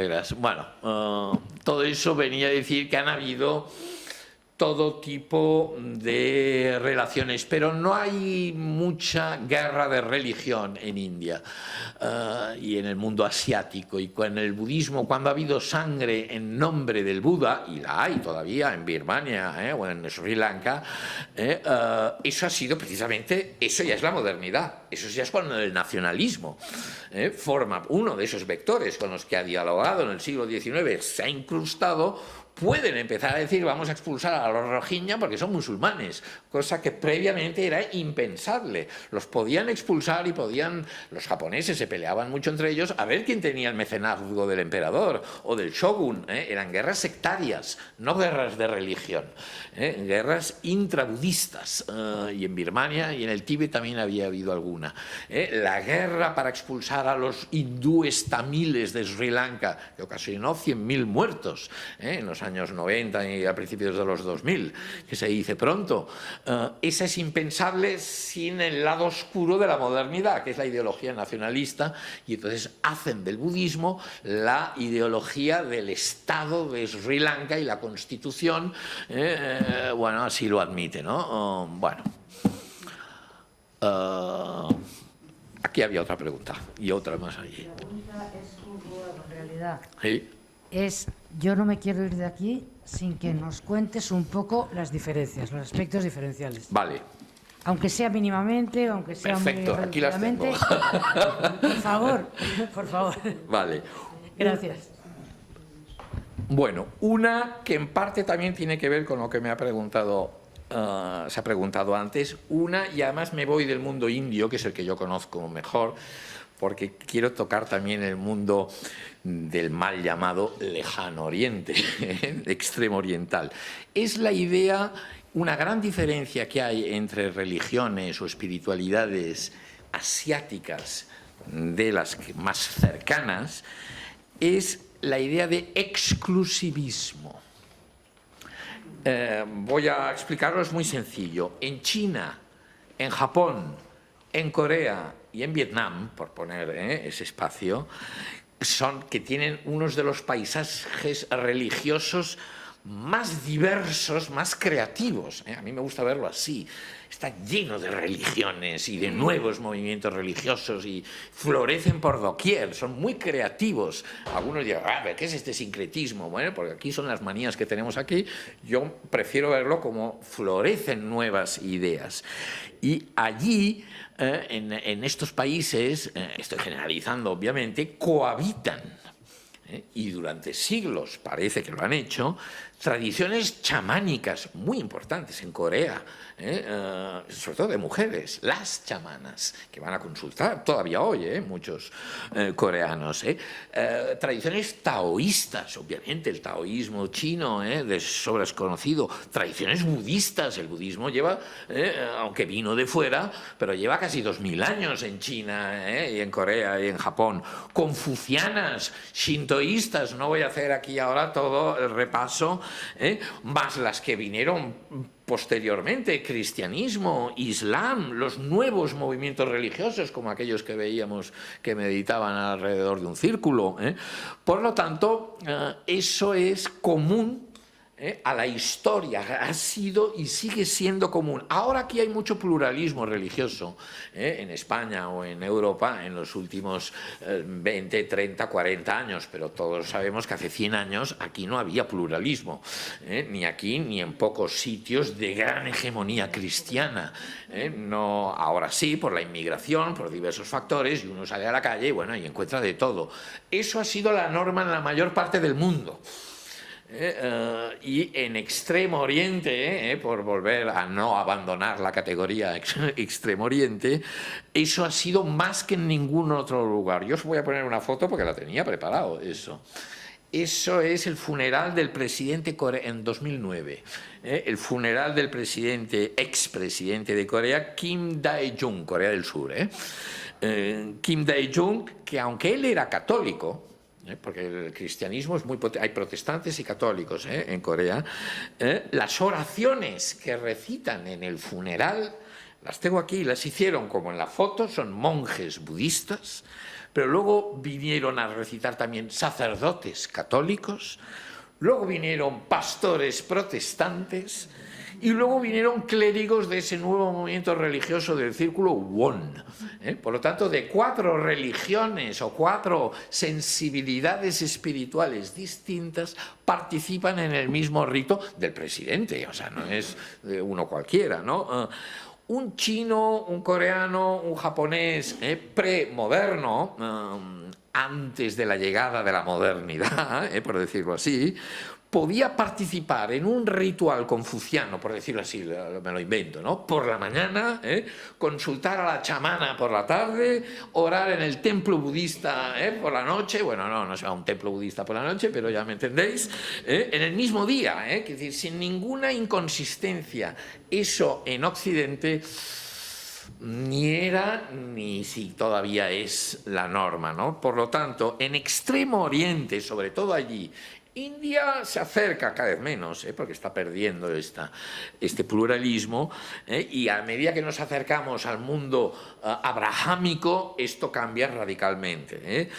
Pero en Extremo Oriente mejor abandonar los esquemas monoteístas abrahámicos. Porque en los monoteísmos abrahámicos, que es judaísmo, cristianismo e islam, que casi son, perdón si nadie se ofenda, es casi una religión llamada semítica o abrahámica que tiene 3 vertientes.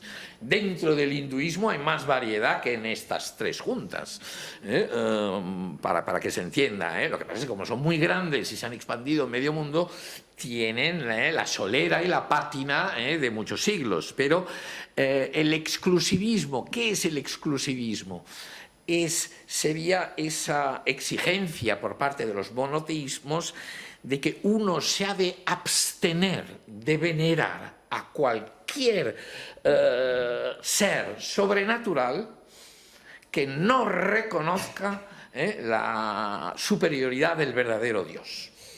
Si la reconoce, como podría ser una santa o una virgen o un santo o alguien, vale, se le puede venerar, pero quiere decir, los protestantes que no tienen nada de eso, los musulmanes que también tienen algunos, que también reconocen, bueno, eso se puede. Otros elementos, otros seres, eso está prohibido, por decirlo así.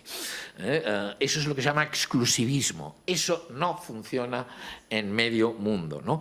Y otro patrón típicamente del cristianismo o de los monoteísmos es el confesionalismo.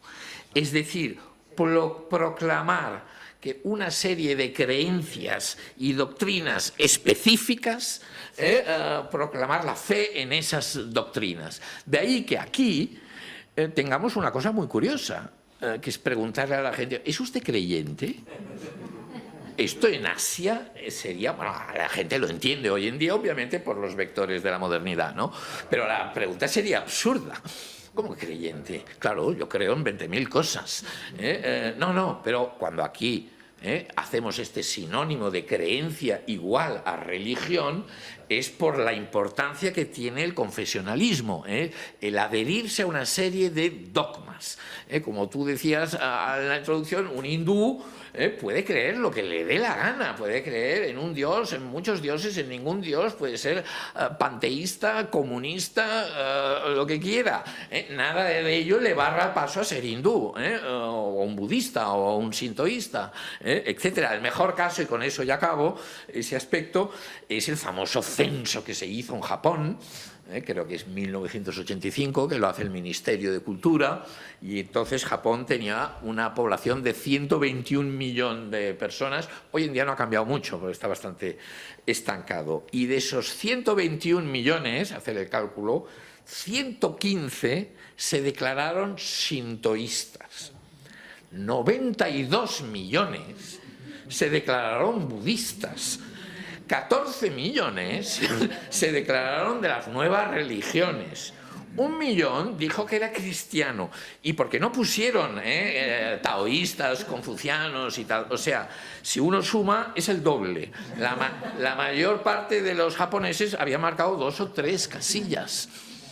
No había ningún problema, ¿no? Ese es un aspecto. Muchos japoneses se casan, ¿no?, por el rito religioso. Exacto. El funeral suele ser... Muchos, sí. Bueno. Para cada aspecto de su vida, una religión. Exacto.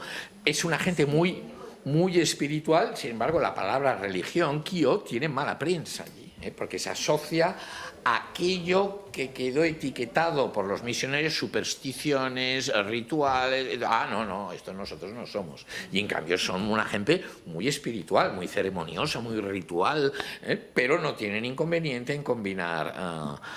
Esto es uno de los rasgos que yo tenía preparado, pero ya veis, hasta tenía la foto. Luego, si puedo, meto otro. Si es la muerte como sirve de elemento hegemónico y de control en el mundo cristiano y en el mundo musulmán. La muerte. Sí, la muerte. El derecho a la muerte. Yo tengo la exclusividad de la muerte y tengo el control sobre la muerte desde la perspectiva cristiana y musulmana. ¿Cuál es la perspectiva de la muerte del mundo budista e hinduista? Uy, vale. ¿Cuál es la perspectiva hindú-budista sobre la muerte? Bueno, eso daría para... Y yo tengo alguna conferencia sobre esto. Muy brevemente, la muerte no es ningún fin, es una puerta a una nueva existencia. Eso es, grosso modo, para la mayoría una gran mayoría de asiáticos, sobre todo los que se adhieren a eso que le hemos llamado hinduismo y eso que hemos bautizado budismo o jainismo o algunas otras. La muerte es una puerta de una existencia a una nueva existencia. De ahí que algunos grupos, los tibetanos en particular, tengan mucho interés en actuar en ese momento liminal, de paso de una existencia a otra existencia. Claro, eso va ligado a las ideas de karma y renacimiento, obviamente, y que ahí hay grandes diferencias. No, tienen visiones completamente, no diré opuestas, pero muy distintas, hindúes y budistas. Los hindúes hablan de reencarnación, porque hay un alma que vuelve a encarnar, que es lastrada a una nueva existencia, pero hay un agente transmigrante, que le llamamos Jivatman, el alma corporeizada, mientras que los budistas no les tienen bastante alergia a la idea de un alma. Por lo tanto, jamás hablan, salvo algún lama como que decide reencarnar en cuerpo humano para ayudarnos, el común de los mortales renacemos, volvemos a existir, pero no hay ningún agente transmigrante. La llama de una vela prende la primera llama de otra vela. Una última consciencia alimenta una primera consciencia, por lo tanto, los resultados de la acción no se pierden y afectan una nueva existencia. En parte, esa segunda vela viene condicionada por la primera, pero no es la misma vela, ni es el fuego el mismo, ni el proceso de oxidación. Por lo tanto, esa sería, muy resumidamente, la posición budista tradicional.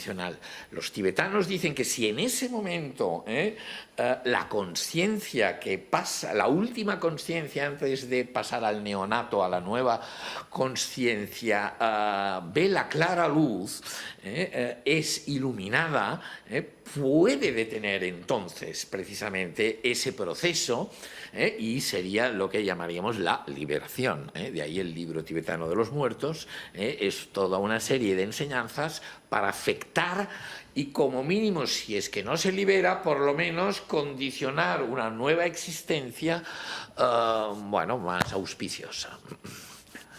Muy brevemente. ¿Aquí? Sí. Buenas tardes, sobre todo agradecerle estos Última, momentos. 10 minutos nos cierran, vale, sí. Agradecerle estos momentos que está compartiendo con todos nosotros, que está resultando interesantísimo, muy ameno en fondo y en forma.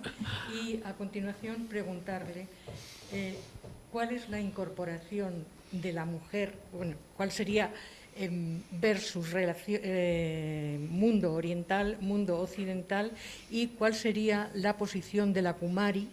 De la Kumari. La Kumari en la India, la niña virgen, comparándolo con otras vírgenes de otras religiones, y también la incorporación de la mujer en estas culturas, comparándola con, es decir, Occidente versus Oriente o Oriente versus Occidente. En cuanto a la mujer, muchas gracias. En cuanto a la mujer, esa es otra charla, no voy a poder,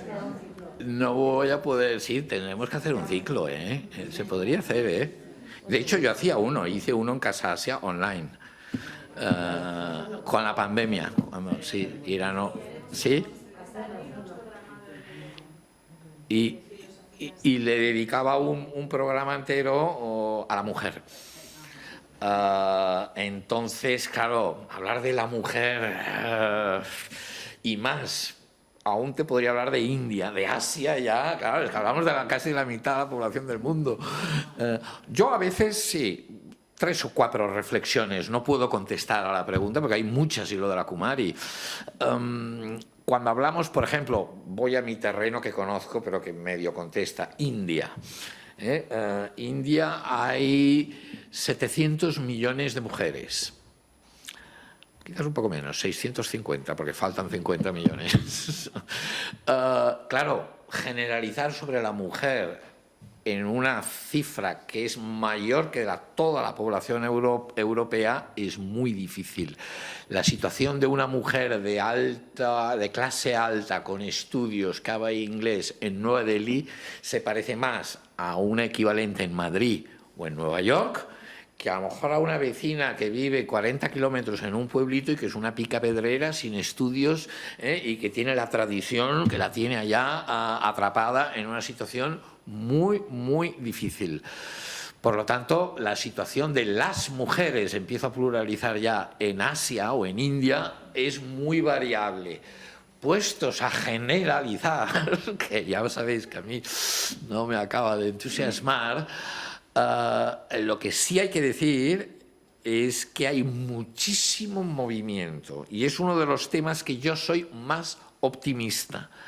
No a corto plazo, porque la situación general, si miramos estadísticas, hay mucho que hacer en India y en muchos países asiáticos, pero a largo plazo no hay ningún impedimento cultural, por decirlo así, que impida que las mujeres, llamémosle con el lenguaje moderno, se empoderen. Al contrario, la idea de la diosa, la Shakti, o la primera ministra Indira Gandhi, o Bandaranaike, que las dos primeras del mundo fueron en el sur de Asia, y luego en Bután y en Bangladesh. Vale, es que era la esposa del... Bueno, los linajes allí son políticos, como aquí son de la realeza, pero no existe nada, y cualquiera que haya ido a Asia se habrá dado cuenta de la poder que tiene la matriarca o la mujer en India o en muchos lugares. Eso no quita que la situación sea a veces desesperante, o sea, te voy a dar una de cal y una de arena permanentemente. La buena es para ver que hay posibilidad, gran posibilidad para la mejora, pero en cambio hay muchos factores que atenazan. Y una vez más, la modernidad es muy perversa, más que llevar la idea, les hemos llevado las libertades, ahora las mujeres, los hombres blancos vamos a liberar a las pobres mujeres morenas subyugadas por su propia tradición. A mí ese discurso no me gusta, ni a las feministas de la India tampoco les gusta. Las feministas blancas nos han de enseñar cómo liberarnos. No, porque además cada contexto tiene sus peculiaridades, sus particularidades y sus vectores de emancipación que no tienen por qué ser coincidentes. En algún aspecto seguramente sí, ¿no? Pero un poco la idea de que la subyugada mujer india no está atenazada por la tradición se va desmontando. ¿Qué ocurre? Que la modernidad, más que ayudar en estos momentos, dificulta ciertos aspectos. La modernidad en el sentido de que la mujer en India jamás podía estar totalmente marginada, totalmente pisoteada, pero no era un objeto sexual. Jamás, esa es una idea muy de Occidente. Y en cambio ahora empieza a ser un objeto sexual por la globalización de los patrones de deseo, que básicamente nos los vienen por las series televisivas, por una serie de aspectos, y las mujeres en India ahora están en una situación más vulnerable, si se quiere, o al menos si tenemos que mirar por el número de violaciones y el número de agresiones que reciben, que no a lo mejor hace 50 años, cuando el peso de la tradición era tremendo, ¿no? Por lo tanto, es extremadamente complejo el tema de la mujer en India, estoy hablando, no sé muy bien allí cómo están en otros lugares, pero yo tengo esperanzas porque las conozco a las mujeres de la India y tienen mucha fuerza, quizás porque su propio vínculo social las obliga a transitar, eso es la patriarquía. La India es patrilocal y patrifocal, quiere decir que es la mujer que transita de su familia a la de su marido, por norma general. Eso es un tránsito muy traumático para una joven de 18 años, bueno, o menos, aunque es ilegal, pero ya sabemos que hay muchas que tienen 15 y 16, que son casadas y que tienen que abandonar su familia e irse con una cuñada más o como una esposa de un marido a quien apenas conoce en un lugar donde no conoce ni a los vecinos, y eso la hace extremadamente vulnerable. Pero al mismo tiempo, pues, a medida que van pasando los años, uno ve que tiene una fuerza y ha tenido que pasar por una serie de traumas que la hacen de una persona con muchísima más fortaleza psicológica a veces que muchos varones de la India, que son como criaturas a veces. Bueno, estoy generalizando. Por lo tanto, para concluir, yo tengo mis esperanzas con la mujer de la India y no vamos a poder destapar más diferencias entre India y Occidente porque ya no tenemos más tiempo.